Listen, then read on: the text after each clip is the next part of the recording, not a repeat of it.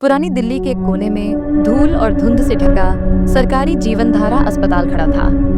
बाहर से जर्जर, अंदर से और भी भयानक। रात के 2 बजे जब शहर गहरी नींद में सो रहा था, तब अस्पताल की चौथी मंजिल पर कुछ अजीब घट रहा था। डॉक्टर मीरा, एक युवा और उत्साही इंटर्न, रात की ड्यूटी पर थी। आज मरीजों की संख्या कम थी, इसलिए गलियारा लगभग खाली था। केवल दूर से आती मशीनों की धीमी आवाज और कभी कभार किसी मरीज की कराह सुनाई दे रही थी। मीरा ने अपनी चाय का आखिरी घूंट लिया और वार्ड 408 में एक राउंड लगाने के लिए उठी, जहां एक बूढ़ी महिला भर्ती थी जो कोमा में थी। जैसे ही मीरा ने वार्ड 408 में एक राउंड लगाने के लिए उठी, वहां एक बूढ़ी महिला भर्ती थी जो कोमा में थी। का दरवाजा खोला, उसे एक ठंडी हवा का झोंका महसूस हुआ, जिसने उसकी रोंगटे खड़े कर दिए। कमरा धुंधला था, केवल मॉनिटर की हल्की रोशनी में बूढ़ी महिला का निर्जीव शरीर दिखाई दे रहा था। मीरा ने मॉनिटर की रीडिंग जांची, सब सामान्य था। फिर भी उसे एक अजीब बेचैनी महसूस हो रही थी। अचानक मॉनिटर की बीप तेज हो गई। मीरा ने देखा बूढ़ी महिला की हृदय गति असामान्य रूप से बढ़ रही थी। उसकी आंखें धीरे धीरे खुल रही थीं, लेकिन उनमें कोई जीवन नहीं था, सिर्फ एक खालीपन। महिला का मुंह खुला और एक धीमी कर्कश आवाज निकली, वे आ रहे हैं। मीरा डर गई, लेकिन पेशेवर रहते हुए उसने तुरंत नर्स को बुलाया और आपातकालीन प्रक्रिया शुरू की।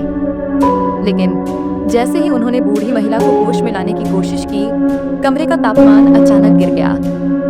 मॉनिटर की स्क्रीन पर अजीब चित्र उभरने लगे, जैसे कि कोई पुरानी फिल्म चल रही हो। तभी वार्ड 408 के दरवाजे खुद ब खुद बंद हो गए। मीरा और नर्स ने दरवाजा खोलने की कोशिश की, लेकिन वह चट्टान की तरह बंद था।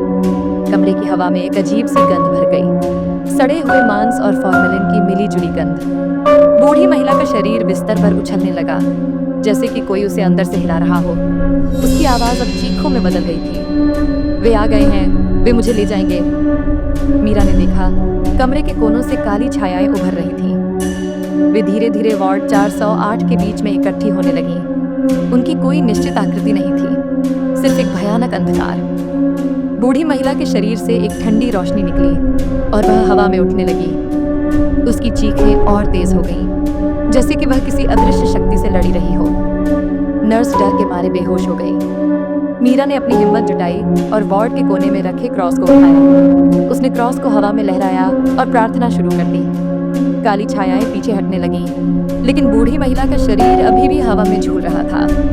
अचानक एक तेज धमाके के साथ कमरे की लाइटें चली गईं। मीरा ने अपनी आंखों को अंधेरे में समायोजित करने की कोशिश की, लेकिन उसे कुछ दिखाई नहीं दे रहा था। केवल बूढ़ी महिला की चीखें और काली छायाओं की फुसफुसाहट सुनाई दे रही थी। जब लाइटें वापस आईं, तो वार्ड 408 खाली था।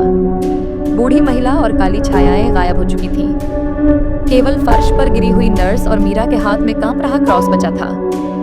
अगली सुबह अस्पताल के रिकॉर्ड में वार्ड 408 का कोई निशान नहीं था। ऐसा लग रहा था जैसे वह कमरा कभी अस्तित्व में ही नहीं था।